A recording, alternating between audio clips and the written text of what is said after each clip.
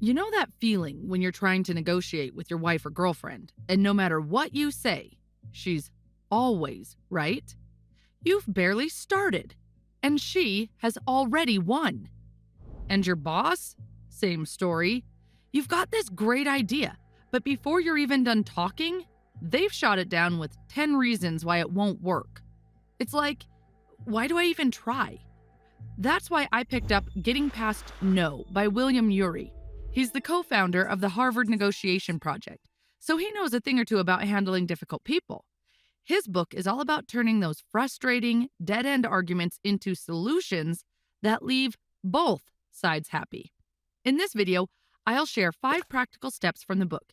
These are the steps you can start using right now, even with the most stubborn and uncooperative people.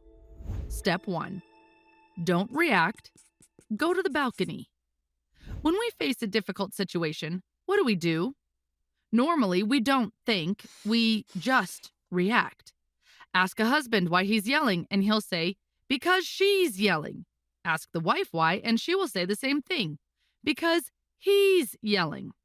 We usually react in 3 common ways. 1, strike back. When someone attacks you, you just want to attack back. 2, surrender. Your opponent might pressure you so much that you give them what they want just to end it. 3, break off. Walk away, divorce, resign, quit, or cut ties. Sometimes walking away is the right choice. However, if you always break off, you'll never get anywhere because you are always starting over. So, out of these 3, what's the best reaction? None of them. The author says that step 1 in difficult negotiation is don't react, go to the balcony. Going to the balcony is a metaphor for detachment. It's about mentally distancing yourself from your natural reactions and emotions. Here's how to do it. Find a quick, natural excuse to pause, like taking a bathroom break, grabbing a coffee, or stepping outside for fresh air. While you're on the balcony, ask yourself, what do I really want here? What's my ultimate goal? Remember, the goal isn't to win an argument or prove someone wrong. It's to achieve your deeper interests. But here's the thing. Negotiation is always a two-way street. You can't just focus on what you want. You also need to think about your opponent's interests. For example, your boss might hesitate to approve your budget increase because he wants to appear financially responsible to the board. He thinks this image will help him become the company president. So, from the balcony, calmly evaluate the conflict, almost as if you were a third party.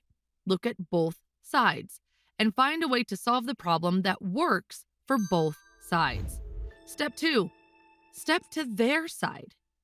Okay, you've gone to the balcony, cooled off, and figured out what you really want. Now it's time to focus on your opponent. But here's the thing. You can't solve a problem if the other person is too angry, defensive, or upset to listen. So before you even discuss the issue, you need to calm them down. But how?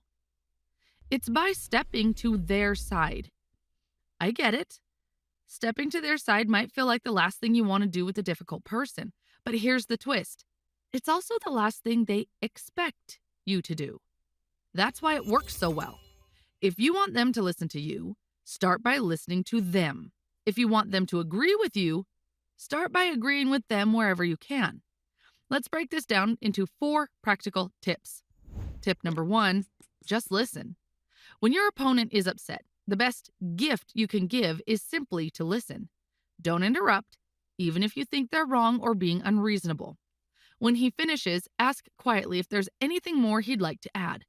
Encourage them to share everything that's bothering them by saying things like, yes, please go on. Or, well, then what happened?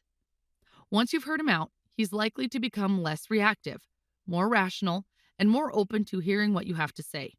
Effective negotiators listen far more than they talk. And here's the key. Listening doesn't mean agreeing. You're not saying you're right. You're just saying, I understand how you feel. This small shift builds trust and diffuses tension. Tip number 2, say I'm sorry whenever appropriate. This is one of the simplest things to do, but in negotiation, we often forget it. Let's say you missed a deadline or delivered a faulty product, and now you're headed into a negotiation. Your opponent is upset. Before anything else, start by apologizing. Say, I'm sorry, I messed this up. If you don't apologize, that negativity will keep showing up and affect the negotiation. By apologizing, you diffuse the negativity and help your opponent shift focus to finding a solution. Don't worry, saying sorry doesn't make you look weak. It shows your strength. Tip number 3, show your opponent some respect. A simple way to do this is by acknowledging his authority and competence. Suppose you're trying to persuade a difficult boss to change his mind about a work issue. He might feel like you're challenging his authority or competence. In this situation, he will react by becoming more resistant to what you have to say. To reassure him that you're not challenging him personally, start by saying something like, "You're the boss," or "I respect your authority." Tip number 4, say yes and instead of but. Now that you've calmed your opponent down, it's time to share your perspective without triggering a fight. The key? Avoid saying but. For example, if a client says, "Your price is too high," it's tempting to respond with, "But our product is the best quality." Instead, try this. "Yes, you're absolutely right that our price is higher. And that's because we use top-tier materials to deliver the best quality." Can you see the difference? By saying yes and, you acknowledge their view and add your perspective without making them feel wrong. Step 3, change the game. Don't reject, reframe. You've stepped to their side, calmed things down, and opened up a positive dialogue. But what if, despite all that, your opponent still refuses to cooperate?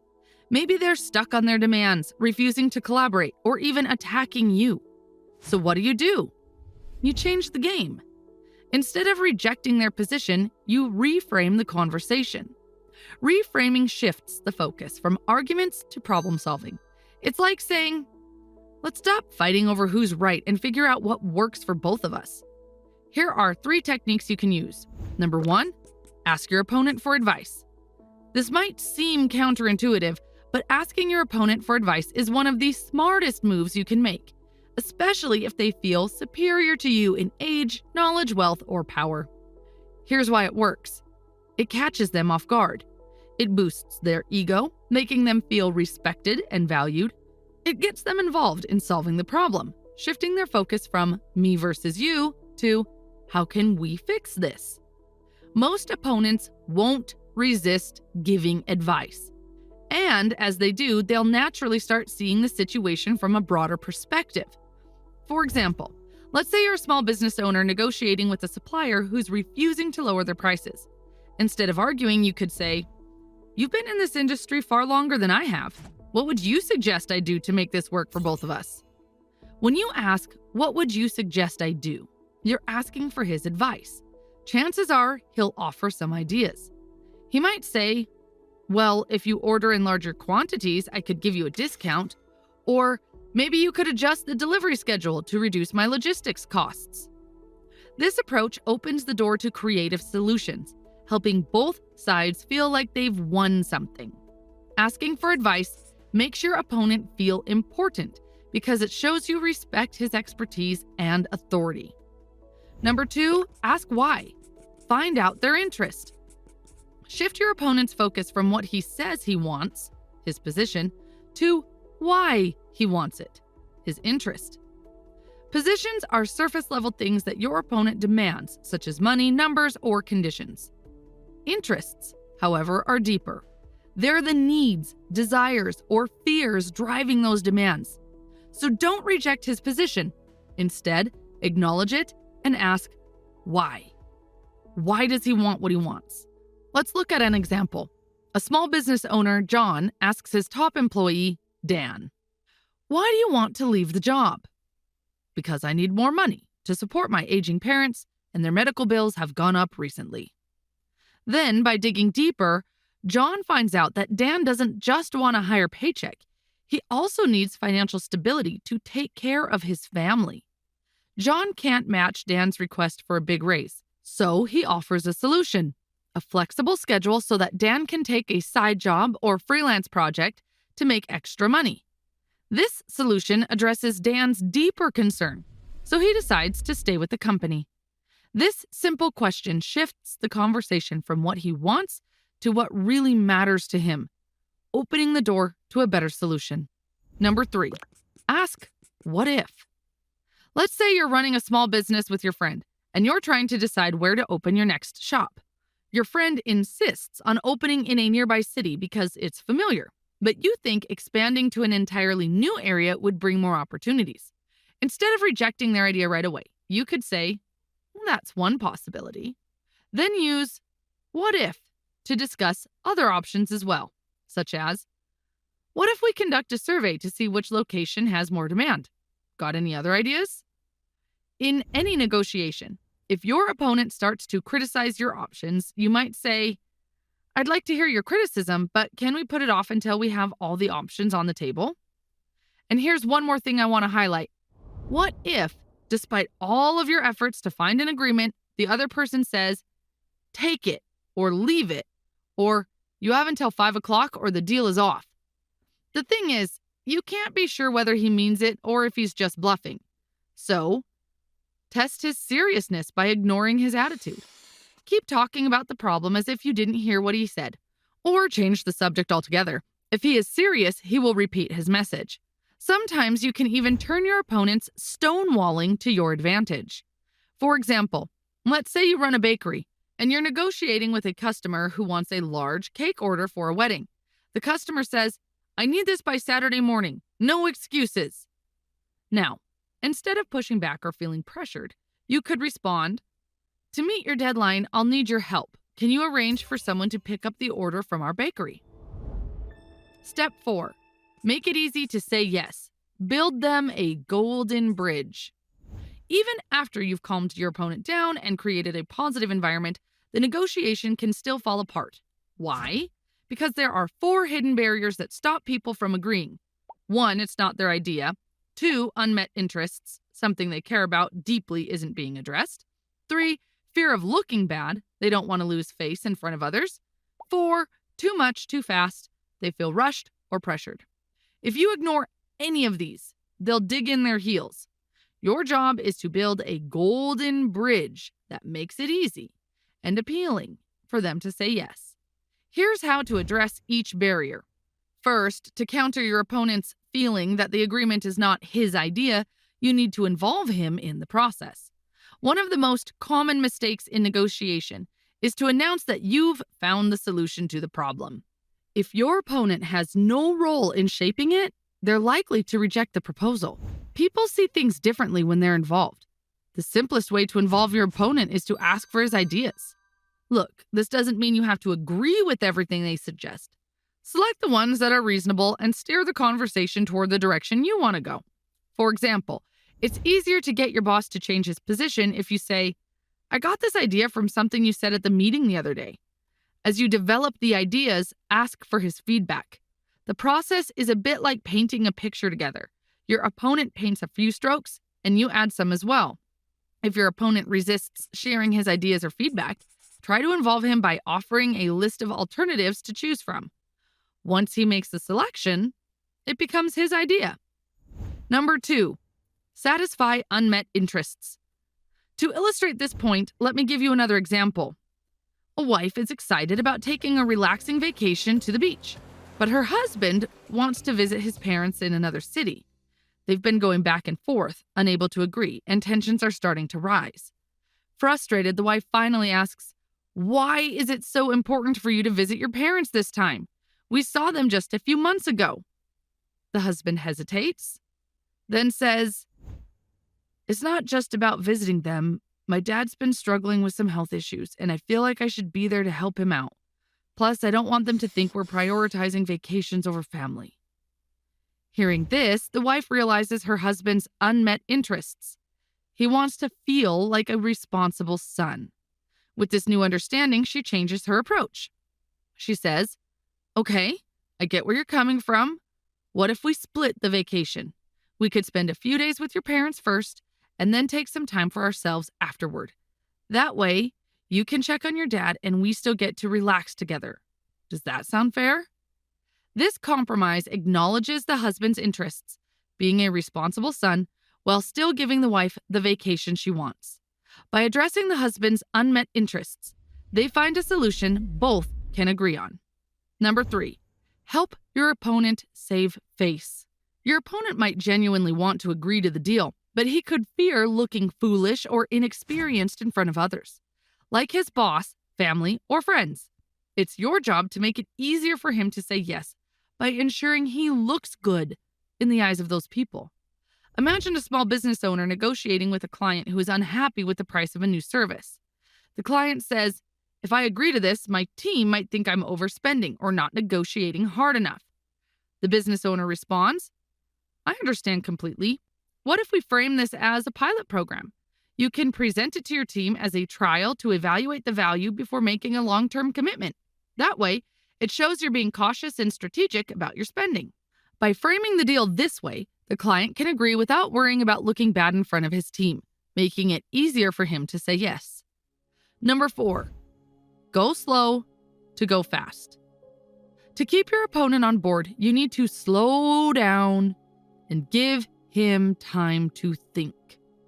When things feel rushed, people are more likely to say no because it's the easier option. In negotiations, it's important to slow down, give your opponent time to process, and make sure he feels comfortable with the decision. If needed, go over each point in the negotiation carefully. Allow him to ask questions or share his concerns. Okay, to recap step 4, building a golden bridge is not about just offering your opponent a good deal. You need these 4 things. First, involve him in creating the solution. Second, address his unmet needs, such as recognition or the desire to be in charge. Third, help him save face so he can look good in front of others. And last, go slow to go fast. Don't rush the process. Step 5, make it hard to say no. Bring them to their senses, not their knees. What if they still refuse to agree despite all your efforts in the previous steps? A spouse threatens divorce, a company sues a customer, or a union goes on strike. What do you need to do? You need to educate your opponent.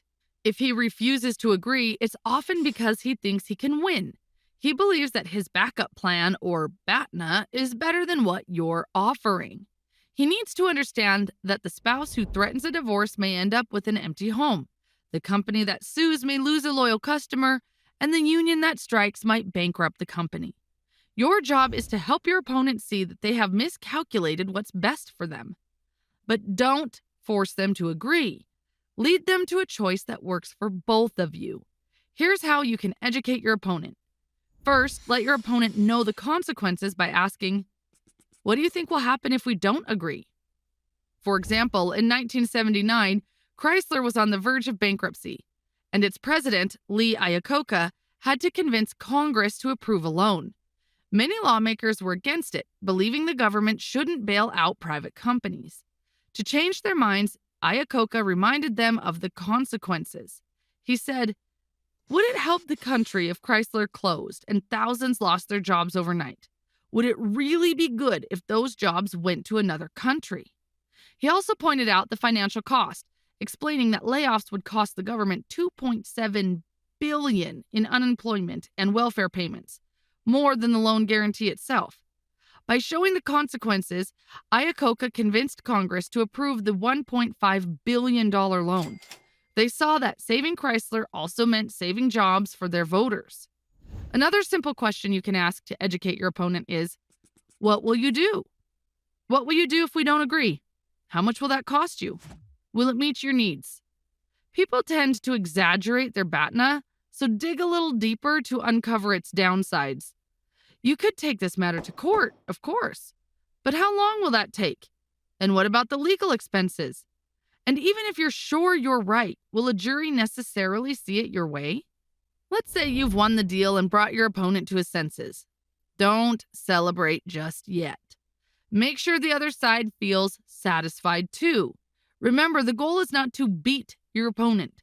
It's to find a solution that works for both of you. And even after agreeing the job isn't done, you still need to ensure the deal gets implemented smoothly.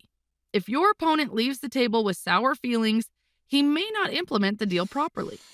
It's in your best interest to make sure he feels satisfied when the negotiation ends. Be generous at the very end. As a professional hostage negotiator put it, we save some flexibility at the end because we like them to win the last round. We're easier at the end than they expect because we want them to think they did well. If your opponent feels good about the deal, he'll stick to it, do his part willingly, and be more likely to work with you again. After a tough negotiation, you might feel like you never want to deal with your opponent again. But if you need him to stick to the agreement, keeping a good working relationship is key. If you're worried he won't follow through, here are 2 tips. First, design the deal to minimize your risks. Structure the deal in such a way you don't have to carry out your side until he fulfills his. For example, if you're buying something, delay payments or put them in escrow until the seller delivers everything as promised and you've checked it. To protect yourself further, include guarantees in the deal. For example, instead of just trusting someone's promise to buy your house or business, ask for a non-refundable deposit. You can also make it harder for your opponent to back out by involving others. Get signatures from key people on his side, invite those he values to witness the deal, or even announce it publicly. Don't let him think of your doubts as a personal attack. If he says, "Trust me," tell him, "Of course I trust you," and explain that it's just a standard practice. The second tip is to plan for problems ahead of time. Include in the deal what to do if someone doesn't stick to the agreement. All right, before I end, I want to share a story with you. A man left 17 camels to his 3 sons. He said the eldest would get half, the middle 1/3, and the youngest 1/9. But here's the problem. 17 can't be divided by 2, 3, or 9. The brothers argued but couldn't find a solution. Finally, they went to a wise old woman. She smiled and said, "Take my camel and see what happens." Now they had 18 camels. The eldest took half, 9 camels. The middle one took 1/3, 6 camels. The youngest took 1/9, 2 camels. 9 plus 6 plus 2 equals 17. The brothers had their inheritance and the wise woman got her camel back. The lesson? Negotiations can feel impossible, like dividing 17 camels. But stepping back, like going to the balcony, can help you see creative solutions, your 18th camel. If you want to learn more about creative solutions in negotiations, check out the video on your screen. It's a summary of another fantastic book, Getting to Yes. Thanks for watching.